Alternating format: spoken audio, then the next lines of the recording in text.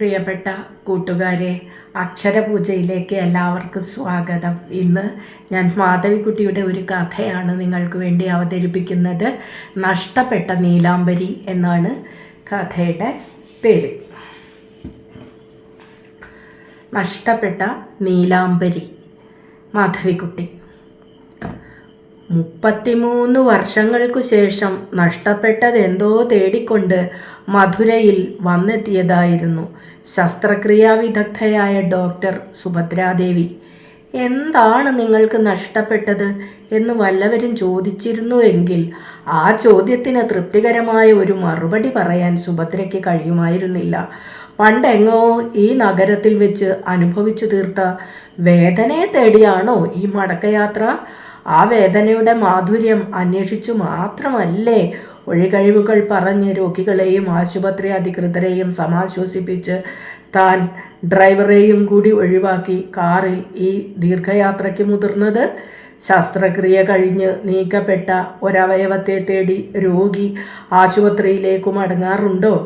ഒരിക്കലുമില്ല. ഈ യാത്ര തൻ്റെ അവിവേകമാണ് വെളിപ്പെടുത്തുന്നത്, സുഭദ്ര തന്നോട് തന്നെ പറഞ്ഞു.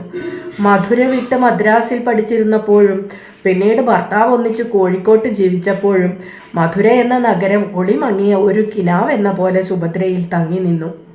മുല്ലയും പിച്ചകവും ജമന്തിയും കാട്ടുതുളസിയും മണക്കുന്ന തെരുവുകളും കോടി മണക്കുന്ന ജൗളിക്കടകളും മീനാക്ഷി ക്ഷേത്രത്തിൻ്റെ തണുത്ത മിനുത്ത അകത്തളങ്ങളും തിലഹോമത്തിൻ്റെ തിരികളും സന്ധ്യയ്ക്ക് തൻ്റെ ഗുരുനാഥൻ ആലപിച്ച നീലാംബരിയും സുഭദ്രയുടെ അകത്ത് ചിരഞ്ജീവികളായി വാണു. ആ സ്മരണകളെ കുളത്തിൽ നിന്ന് ചണ്ടികളെ എന്നോണം പറിച്ചു നീക്കുവാൻ അവളുടെ ഭർത്താവ് പലപ്പോഴും ശ്രമിച്ചു. ആ സ്മരണകൾ അവളിൽ അവശേഷിക്കുമ്പോൾ അവൾ തൻ്റെ സ്വന്തമാവുകയില്ലെന്ന് അയാൾ ഭയന്നു.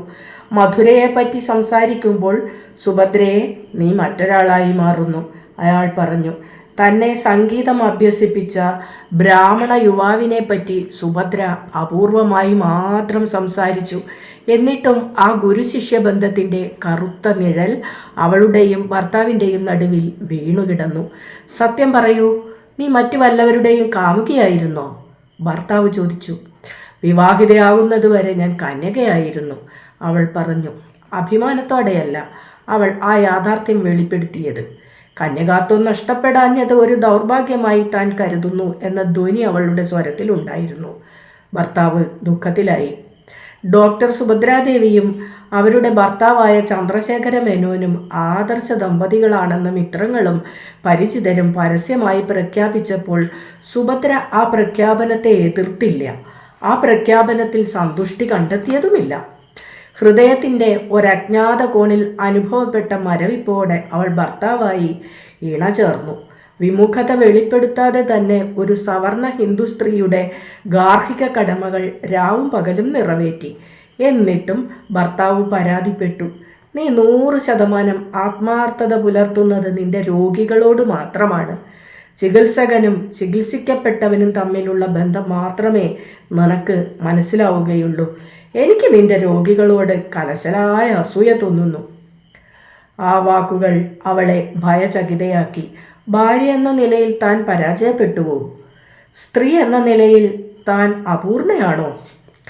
തൻ്റെ സിരകൾക്ക് ചൂട് പകരുവാൻ ഭർത്താവിന് കഴിഞ്ഞിട്ടില്ല, സുഭദ്ര ചിന്തിച്ചു.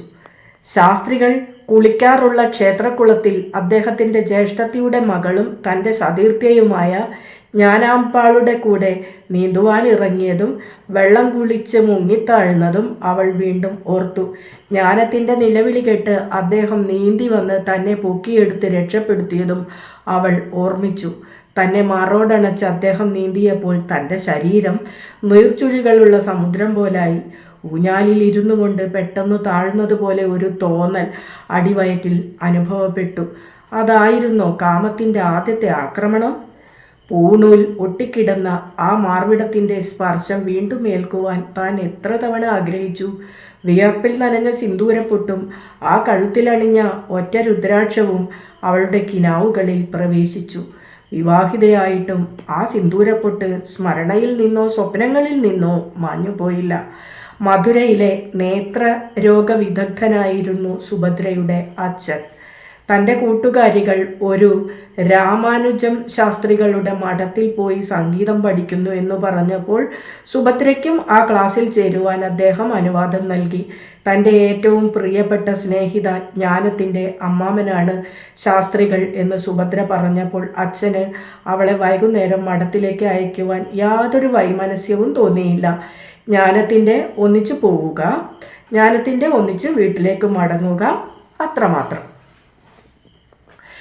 ജ്ഞാനം കോലാടിൻ്റെ മുഖഛായയുള്ള ഒരു പെൺകുട്ടിയായിരുന്നു. അവസരം കിട്ടുമ്പോഴെല്ലാം അവൾ സുഭദ്രയെ തടിച്ചി എന്ന് വിളിക്കുകയും പരിഹസിക്കുകയും ചെയ്തു. സുഭദ്ര ധരിച്ച വസ്ത്രങ്ങളുടെ കടുത്ത നിറങ്ങൾ അവളുടെ ഇരുണ്ട ശരീരത്തിന് ചേരുകയില്ല എന്നും ജ്ഞാനം സദാസമയം ആവർത്തിച്ചു പറഞ്ഞു. സുഭദ്രയുടെ കനത്ത മുടി അസുരമുടിയാണെന്നും ജ്ഞാനം അഭിപ്രായപ്പെട്ടു. ജ്ഞാനത്തിൻ്റെ അഭിപ്രായങ്ങൾ സുഭദ്രയിൽ ഒരപകർഷബോധം വളർത്തി. താൻ ഉന്നത കുലജാതയാണെന്ന വസ്തുത ജ്ഞാനം നിരന്തരം സ്നേഹിതയെ ഓർമ്മിപ്പിച്ചു. നീ മീനും ഇറച്ചിയും തിന്നുന്നവളല്ലേ, നിനക്ക് സംഗീതത്തിൽ നൈപുണ്യം നേടുവാൻ ഒരിക്കലും കഴിയുകയില്ല. ഇറച്ചി തിന്നുന്ന വായ കീർത്തനങ്ങൾക്ക് വഴങ്ങുകയില്ല, ജ്ഞാനം പറഞ്ഞു. ആ പ്രസ്താവനയ്ക്കു ശേഷം സുഭദ്ര സസ്യബുക്കായി മാറി. മകളുടെ ഭക്ഷണരീതിയിൽ പെട്ടെന്ന് വന്ന പരിവർത്തനം അച്ഛനമ്മമാരെ ആശ്ചര്യപ്പെടുത്തി. വറുത്ത മത്സ്യമില്ലാത്ത ഭക്ഷണം കഴിക്കുവാൻ വിസമ്മതിച്ചിരുന്ന സുഭദ്രയോ തൈച്ചോറും അച്ചാറും രുചിയോടെ ഭക്ഷിക്കുന്നത്? ജ്ഞാനത്തിൻ്റെ സമ്പർക്കം മൂലമാവാം സുഭദ്ര ഫ്രോക്കുകൾ ധരിക്കാതായി. പാവാടയും ധാവണയും മാത്രം ഉപയോഗിച്ചു തുടങ്ങി. മുടി വളർത്തി തുടങ്ങി. മുടിയിൽ വൈകുന്നേരം മുല്ലപ്പൂമാല ധരിക്കുവാനും അവൾ ആരംഭിച്ചു. അവളുടെ നാവിൽ രാഗങ്ങൾ എല്ലായ്പ്പോഴും ഉതിർന്നു. അങ്ങനെ ഇരിക്കുമ്പോൾ ഒരു ദിവസം രാമാനുജം ശാസ്ത്രികൾ തൻ്റെ വൃദ്ധ മാതാവിനെയും കൊണ്ട് നേത്ര ചികിത്സാലയത്തിൽ വന്നെത്തി. അമ്മയ്ക്ക് തിമിരമായിരുന്നു. അമ്മയെ ശസ്ത്രക്രിയയ്ക്ക് വിധേയയാക്കുവാനാണ് സുഭദ്രയുടെ അച്ഛൻ്റെ സമീപം വന്നത്. ഞാൻ സുഭദ്രയെ പാട്ട് പഠിപ്പിക്കുന്ന ശാസ്ത്രികളാണ്, അയാൾ സ്വയം പരിചയപ്പെടുത്തി. ഭാഗവതർ വൃദ്ധനായിരിക്കുമെന്നാണ് സുഭദ്രയുടെ അച്ഛൻ വിശ്വസിച്ചിരുന്നത്. പുരാണ ഇതിഹാസങ്ങളിൽ നിന്ന് എഴുന്നേറ്റ് വന്ന ഒരു പുരുഷ കേസരിയാണ് ആ യുവാവ് എന്ന് സുഭദ്രയുടെ അച്ഛന് തോന്നി. ഈ കോമള ബ്രാഹ്മണന്റെ മഠത്തിലേക്കോ തൻ്റെ ഏകപുത്രി എല്ലാ വൈകുന്നേരവും യാത്ര ചെയ്തത്? അവളിൽ വന്നുകൂടിയ പരിവർത്തനങ്ങൾ അദ്ദേഹത്തിന് ആ നിമിഷത്തിൽ ഓർമ്മ വന്നു. വാശി പിടിച്ചു മൂക്ക് കുത്തിച്ചത്, വൈകുന്നേരം പൂമാലകൾ ചൂടിയത്, പുതിയ വസ്ത്രധാരണ രീതി, സസ്യഭോജനത്തിലുള്ള താല്പര്യം, ഇവ ഓരോന്നും മകൾ ഗുരുനാഥനെ പ്രേമിച്ചു എന്നതിൻ്റെ തെളിവായി അച്ഛന് തോന്നി. എങ്ങനെ ആകർഷിക്കപ്പെടാതിരിക്കും? 16 വയസ്സ് മാത്രം പ്രായമുള്ള ആ നിഷ്കളങ്ക ബാലിക ഗുരുനാഥൻ്റെ ആജ്ഞാനുവർത്തിയായി മാറിയിരിക്കാം. അയാൾ അവളെ വശീകരിച്ചിരിക്കാം. അച്ഛൻ പറഞ്ഞു, നാളെ മുതൽ സുഭദ്ര പാട്ടിന് വരില്ല. സന്ധ്യയ്ക്ക് വീട്ടിലേക്ക് മടങ്ങുമ്പോൾ അവളെ പട്ടി കടിക്കുമെന്ന് വിചാരിച്ച് എനിക്ക് ഉറക്കം നഷ്ടപ്പെടുന്നു. ഞാൻ സുഭദ്രയുടെ വീട്ടിലേക്ക് ഞായറാഴ്ച വന്ന് അവളെ സംഗീതം അഭ്യസിപ്പിക്കാമെന്ന് ശാസ്ത്രികൾ വിനയത്തോടെ അറിയിച്ചു. വേണ്ട, സുഭദ്രയെ മദ്രാസിൽ കൊണ്ടുപോയി കോളേജിൽ ചേർക്കാൻ ഞാൻ ആഗ്രഹിക്കുന്നു, സുഭദ്രയുടെ അച്ഛൻ പറഞ്ഞു. അങ്ങനെ സുഭദ്ര മദ്രാസിലെത്തി. പ്രേമവിഹുലമായ മനസ്സും കൊണ്ട് വിരഹിണിയായി അവൾ അവിടെ ജീവിച്ചു. മെഡിസിന് ചേർന്ന് സ്വപ്രയത്നത്താൽ ഡോക്ടറായി വീട്ടിൽ മടങ്ങിയെത്തി. അവളുടെ വിവാഹം ആ വർഷത്തിൽ തന്നെ നടത്തുവാൻ തീരുമാനിച്ചു. അച്ഛൻ തിരഞ്ഞെടുത്ത വരൻ ധനികൻ, ഉന്നത വിദ്യാഭ്യാസമുള്ളവൻ. അവൾ പ്രതിഷേധിച്ചില്ല. ശാസ്ത്രികൾ അപ്പോഴേക്കും തൻ്റെ അനന്തരവളായ ജ്ഞാനത്തെ വിവാഹം ചെയ്തു കഴിഞ്ഞിരുന്നു. ജ്ഞാനം ജനിച്ച നാൾ തൊട്ട് ആ കുടുംബാംഗങ്ങൾ തീരുമാനിച്ചു കഴിഞ്ഞതായിരുന്നു അത്തരമൊരു ബന്ധം വേണമെന്ന്.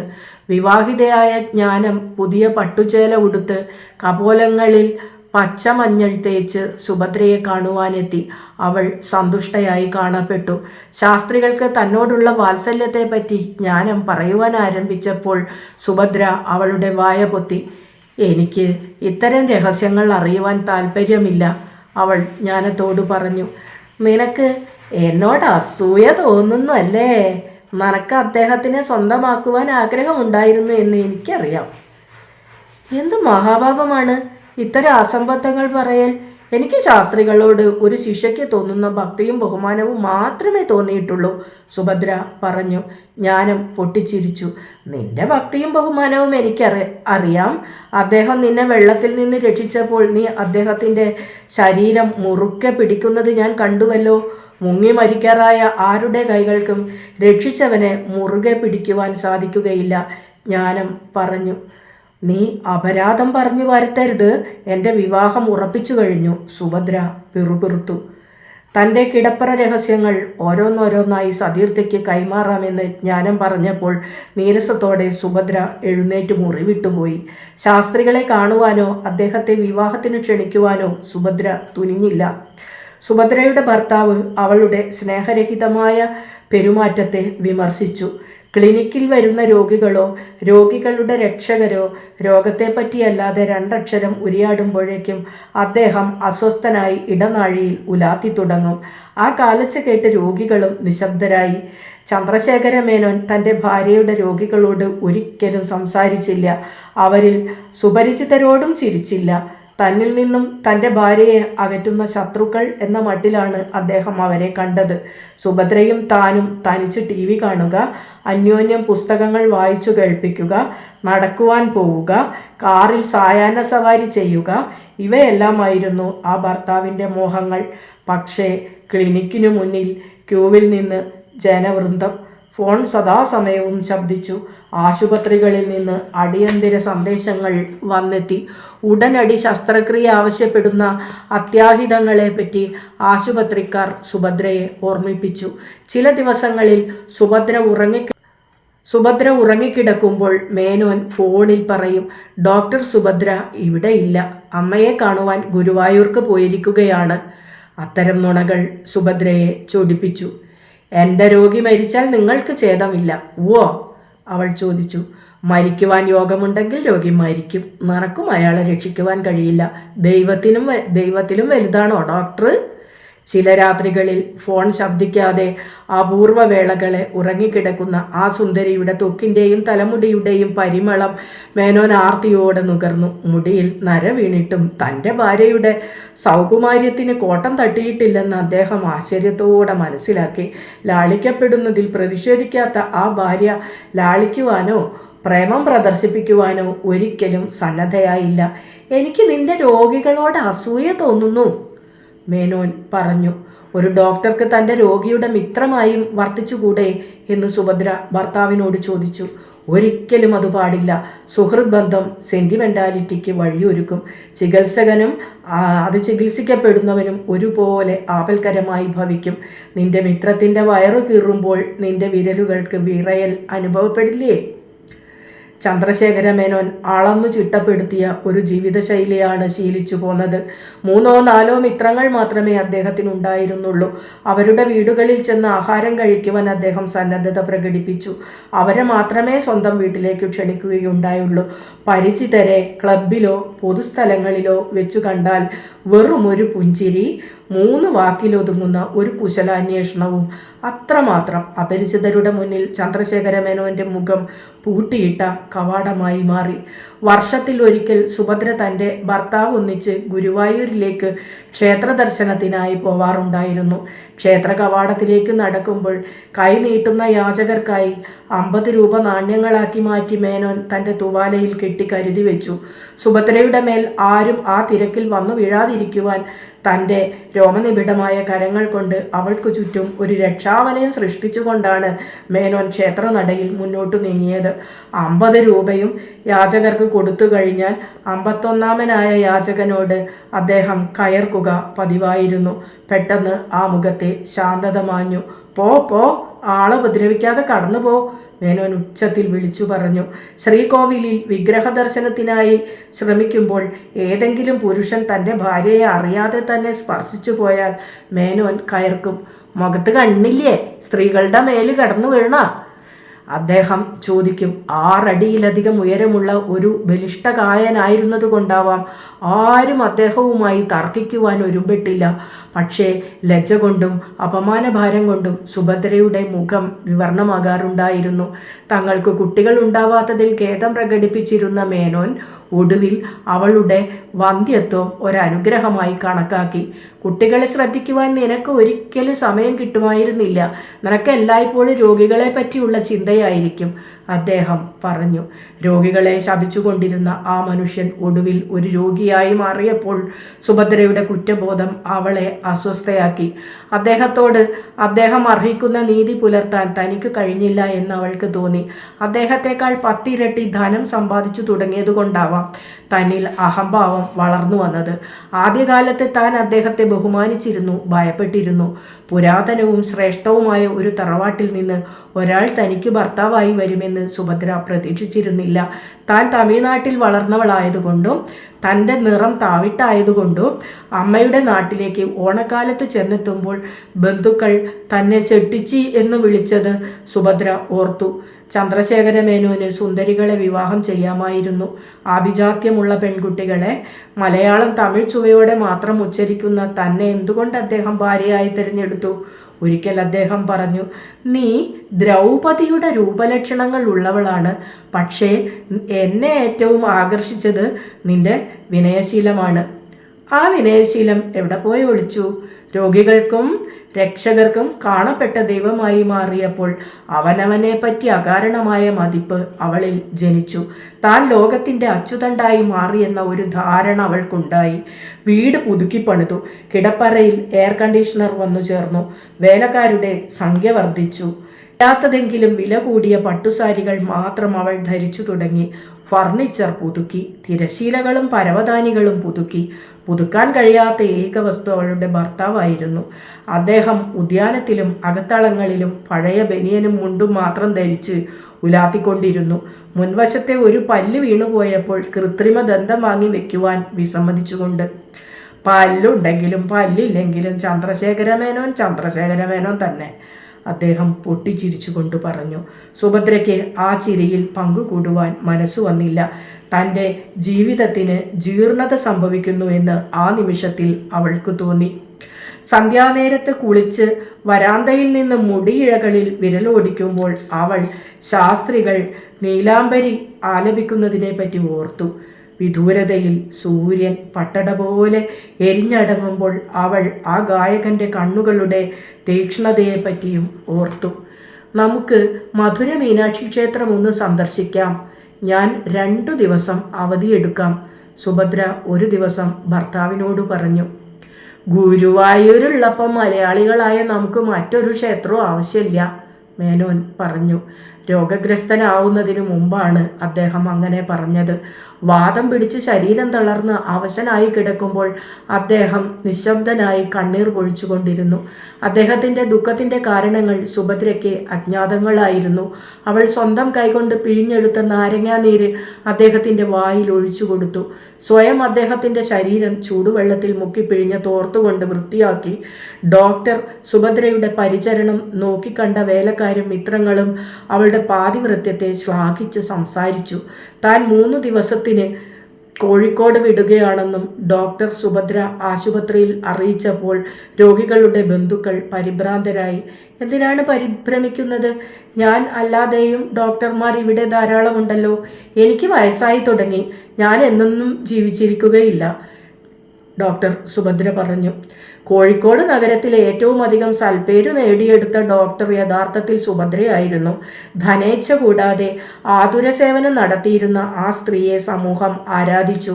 അത്ര ദൂരം സ്വയം ഡ്രൈവ് ചെയ്തു പോവുകയാണെന്ന് പറഞ്ഞപ്പോൾ മിത്രങ്ങൾ അവളെ നിരുത്സാഹപ്പെടുത്തി.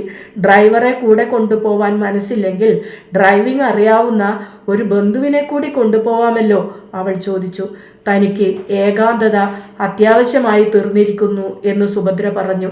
ഏകാന്തതയും മൗനവുമാണ് താൻ കാക്ഷിക്കുന്നതെന്ന് അവൾ തുറന്നു പറഞ്ഞു. ഒരു വിധവയ്ക്ക് അനുയോജ്യമായ വസ്ത്രധാരണ രീതി അവൾ ആയിടെയായി സ്വീകരിച്ചിരുന്നു. പക്ഷേ മധുരയ്ക്ക് പോകുമ്പോൾ കടും നിറങ്ങളിലുള്ള പട്ടുപുടവകൾ അവൾ പെട്ടിയിൽ അടുക്കി വെച്ചു.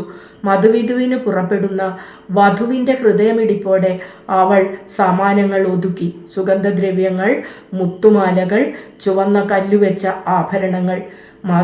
മധുര 33 വർഷങ്ങൾക്കു ശേഷം ഒരപരിചിത ഭാവം കൈക്കൊണ്ടതായി സുഭദ്രയ്ക്ക് തോന്നി. പഴയ വീടുകളിൽ മുക്കാലും അപ്രത്യക്ഷമായി കഴിഞ്ഞു. ഫ്ളാറ്റുകളിൽ തിക്കിയും തിരക്കിയും താമസിക്കുന്ന ജനങ്ങൾ. പൂക്കൾ വിറ്റിരുന്ന തെരുവിൽ സായിപ്പന്മാരുടെ പഴയ വസ്ത്രങ്ങളും മറ്റ് വിദേശ വസ്ത്രങ്ങളും വിൽക്കുവാൻ വെച്ച കടകളും അവൾ കണ്ടു. താനും അച്ഛനമ്മമാരും താമസിച്ചിരുന്ന കെട്ടിടം ഒരു ശിശു വിദ്യാലയമായി മാറിയിരുന്നു. അവിടെ നിന്നും തെക്കോട്ട് സഞ്ചരിച്ച് ക്ഷേത്രത്തിൻ്റെ കുളവും അതിൻ്റെ പാർശ്വത്തിൽ പൂപ്പൽ പിടിച്ചും വികൃതമായും സ്ഥിതി ചെയ്തിരുന്ന മഠവും അവൾ കണ്ടു. അതിലേക്ക് സുഭദ്ര ചെന്നു കയറി. ഉമ്മറപ്പടികൾ അവിടെവിടെയായി തകർന്നിരുന്നു. അടച്ച വാതിലിൽ പലതവണ മുട്ടിയിട്ടും ആരും അത് തുറന്നു കൊടുക്കുവാൻ മെനക്കെട്ടില്ല. ശാസ്ത്രികളും കുടുംബവും ഈ സ്ഥലം ഉപേക്ഷിച്ചിരിക്കാം, അവൾ വിചാരിച്ചു. ഇവിടെ ആൾതാമസമുള്ളതുപോലെ ആർക്കും തോന്നുകയില്ല. വളപ്പിൽ പുല്ലും മുൾച്ചെടികളും വളർന്നു നിന്നിരുന്നു. അവൾ മടങ്ങുവാൻ വേണ്ടി പടികൾ ഇറങ്ങിയപ്പോൾ ഗേറ്റ് തുറന്ന് ഒരു വൃദ്ധരൂപം അവളുടെ അടുത്തേക്ക് വന്നു. അത് ജ്ഞാനാമ്പാൾ ആയിരുന്നു.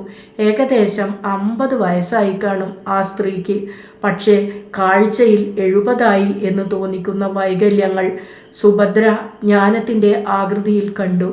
അവൾ അമ്പരന്നു. എന്തുപറ്റി ജ്ഞാനത്തിന്? മുടി കൊഴിഞ്ഞ് കഷണ്ടി കയറിയ തലയും ഞരമ്പുകൾ മുഴച്ചു നിൽക്കുന്ന കരങ്ങളും ഒട്ടിയ കവിളുകളും വക്കുകൾ പൊട്ടിയ പല്ലുകളും എല്ലാം ആ സ്ത്രീയെ ഒരു ബീഭത്സ രൂപമാക്കി മാറ്റിയിരുന്നു. നരച്ച ചേല ധരിച്ച ഒരു അസ്ഥികൂടം. ആര്? ജ്ഞാനം ചോദിച്ചു. എന്നെ മനസ്സിലായില്ലേ? ഞാൻ സുഭദ്രയാണ്, നിന്റെ ഒപ്പം ശാസ്ത്രികളിൽ നിന്ന് പാട്ട് പഠിക്കാൻ വന്നിരുന്നവൾ, സുഭദ്ര പറഞ്ഞു. സുഭദ്രയോ? ജ്ഞാനം ചോദിച്ചു. അതെ. ശാസ്ത്രികൾ എവിടെ? മധുരയിൽ വന്നപ്പോൾ നിങ്ങൾ രണ്ടുപേരെയും കാണാമെന്നു കരുതി. 33 വർഷങ്ങൾ കഴിഞ്ഞ് മധുര കാണുകയാണ്. മീനാക്ഷി ക്ഷേത്രത്തിൽ പോയി ദർശനം നടത്തിയോ? ജ്ഞാനം ചോദിച്ചു. ഇല്ല, വരുന്ന വഴിയാണ്. നിന്നെയും ശാസ്ത്രികളെയും കണ്ട് പിന്നീട് ഹോട്ടലിൽ പോയി കുളിച്ച് ദർശനം നടത്താമെന്ന് ഞാൻ തീരുമാനിച്ചു, സുഭദ്ര പറഞ്ഞു. നിന്റെ വരവ് വൈകിപ്പോയി. ശാസ്ത്രികൾ മരിച്ചുപോയി. ടൈഫോയിഡായിരുന്നു. മരിച്ചിട്ട് ഏതാണ്ട് 1 വർഷം കഴിഞ്ഞിരിക്കുന്നു, ജ്ഞാനം പറഞ്ഞു.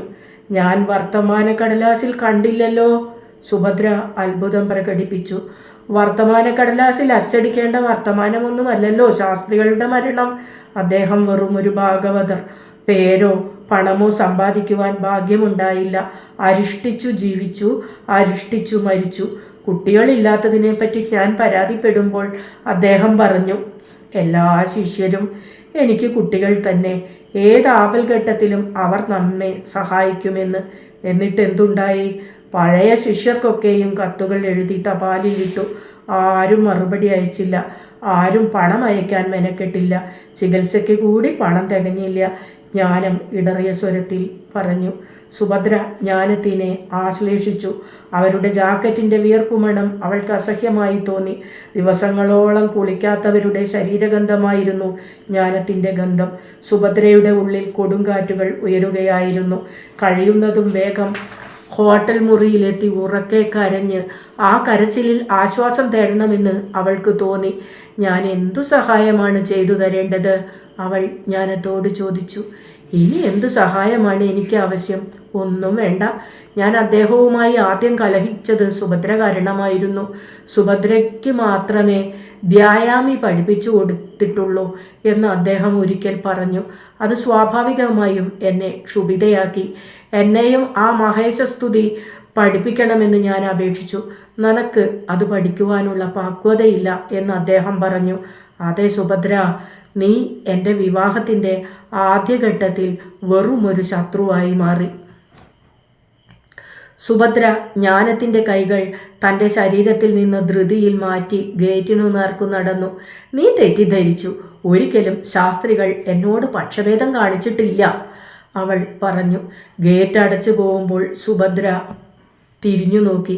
യാതൊരു ഭാവഭേദവും കൂടാതെ ഉമ്മറപ്പടിമേൽ ജ്ഞാനം ഒരു പ്രതിമ കണക്കെ നിലകൊണ്ടു. ആ സ്ത്രീയുടെ വിദ്വേഷത്തിൻ്റെ അലകൾ കാറ്റിലൂടെ സഞ്ചരിച്ചു തന്നെ സ്പർശിക്കുമെന്ന് സുഭദ്ര ഭയന്നു. ആ ഭയം നിമിത്തം അവൾ കാറിൽ കയറിയിരുന്ന് തിരിഞ്ഞു നോക്കാതെയും യാത്ര ചോദിക്കാതെയും ഹോട്ടലിലേക്ക് തിരിച്ചു. കുളി കഴിഞ്ഞ് പുതിയ വസ്ത്രങ്ങൾ അണിഞ്ഞ് സുഭദ്ര മധുര മീനാക്ഷി ക്ഷേത്രത്തിലേക്ക് പോയി. പിറ്റേ ദിവസം തന്നെ മധുര വിട്ട് മറ്റെവിടെയെങ്കിലും പോകണമെന്ന് അവൾക്ക് തോന്നി. തനിക്ക് സ്വപ്നം കാണുവാനുള്ള കഴിവും ഇന്നോടെ നഷ്ടപ്പെട്ടുവല്ലോ. ഒരിക്കലെങ്കിലും അദ്ദേഹം നീലാംബരി ആലപിക്കുന്നത് കേൾക്കുവാൻ താൻ എത്ര കാലമായി ആഗ്രഹിക്കുന്നു. സൂര്യൻ ഒരു പട്ടട പോലെ പടിഞ്ഞാറു കെട്ടടങ്ങുമ്പോൾ കർണാമൃതമായി ഉയരുന്ന നീലാംബരി. സുഭദ്ര കണ്ണുകൾ തുടച്ചു. ഇനി എന്തിനു വേണ്ടി താൻ ജീവിക്കണം? ഇതുവരെ പ്രതീക്ഷയിൽ ജീവിച്ചു. ഇനി അങ്ങോട്ടോ? പച്ച പട്ടുപുടവയും ധരിച്ച് വൈരാഭരണങ്ങളുടെ തിളക്കവും പേറി ദേവീ സന്നിധിയിൽ ചെന്നു നിന്നപ്പോൾ സുഭദ്ര നിയന്ത്രണം വിട്ട് തേങ്ങിക്കരഞ്ഞു. ഞാൻ വിധവയാണമ്മേ, അവൾ ദേവിയോട് മന്ത്രിച്ചു. ഒരു വധുവിനെ പോലെ ചമഞ്ഞു നിൽക്കുന്നുവെങ്കിലും ഞാൻ ഒരു വിധവയാണ്, മാപ്പു തരിക. പെട്ടെന്നാണ് അവൾ ആ സുപരിചിത സ്വരം കേട്ടത്. സുഭദ്ര, നീ എപ്പോൾ വന്നു? തിരിഞ്ഞു നോക്കിയപ്പോൾ അംഗവസ്ത്രം ധരിച്ച് അർദ്ധനഗ്നനായ രാമാനുജം ശാസ്ത്രികൾ തൻ്റെ സമീപം നിൽക്കുന്നു. നരകയറിയ ചുരുണ്ട മുടി, കഴുത്തിൽ ഒറ്റ രുദ്രാക്ഷം, നെറ്റിയിൽ സിന്ദൂരപ്പൊട്ട്, വിടർന്ന മാർവിടത്തിലെ ചുരുണ്ട രോമാവലിയും നരച്ചു കഴിഞ്ഞിരുന്നു. സുഭദ്ര അമ്പരന്നു. ശാസ്ത്രികളുടെ പ്രേതമാണോ തൻ്റെ പ്രേമവായ്പിൽ ആകൃഷ്ടനായി ഇഹലോകത്തേക്ക് മടങ്ങിപ്പോയിരിക്കുന്നത്? അദ്ദേഹത്തിൻ്റെ ആത്മാവ് തന്നെ വ്യാമോഹിപ്പിക്കുവാൻ എത്തിയിരിക്കുന്നു. സുഭദ്ര യാതൊന്നും ഉരിയാടാതെ ആ മോഹനരൂപത്തെ ഉറ്റുനോക്കി. അതിൻ്റെ രേഖകൾ നേർത്തു മാഞ്ഞു പോകുമെന്ന് അവൾ ഭയന്നു. ശാസ്ത്രികൾ നടയിൽ നിന്ന് നീങ്ങി ഒരു തൂണിൻ്റെ അരികിൽ സ്ഥാനമുറപ്പിച്ചു. സുഭദ്രയോട് അടുത്ത് ചെല്ലുവാൻ അദ്ദേഹം കൈകൊണ്ട് ആംഗ്യം കാണിച്ചു. അവൾ അനുസരിച്ചു. സുഭദ്ര എന്നു വന്നു? അദ്ദേഹം ചോദിച്ചു. അവൾക്ക് സംസാരിക്കുവാനുള്ള കഴിവ് ആ നിമിഷത്തിൽ നഷ്ടപ്പെട്ടിരുന്നു. അദ്ദേഹം അവളുടെ ചുമലിൽ കൈവച്ച് മറ്റേ കൈകൊണ്ട് അവളുടെ നനഞ്ഞ മുഖം പിടിച്ച് ഉയർത്തി. സുഭദ്ര, എന്താണ് കരയുന്നത്? സുഭദ്രേ, നിനക്കെന്തു പറ്റി? ശാസ്ത്രികൾ ചോദിച്ചു. അങ്ങ് മരിച്ചുവെന്ന് ജ്ഞാനം പറഞ്ഞു. ഞാനത് വിശ്വസിച്ചു. അവൾ പറഞ്ഞു. ജ്ഞാനത്തിന് ഭ്രാന്താണ്. എത്ര ചികിത്സിച്ചിട്ടും യാതൊരു ഭേദവുമില്ല. ബാംഗ്ലൂരിൽ കൊണ്ടുപോയി ഷോക്ക് ചികിത്സ കൂടി നടത്തിക്കഴിഞ്ഞു, ശാസ്ത്രികൾ പറഞ്ഞു. ഐ ആം സോറി, സുഭദ്ര പറഞ്ഞു. യാതൊരു സുഖവും അനുഭവിക്കാൻ എനിക്ക് ഭാഗ്യമുണ്ടായില്ല. ഇന്നും കുട്ടികളെ പാട്ട് പഠിപ്പിക്കുന്നു.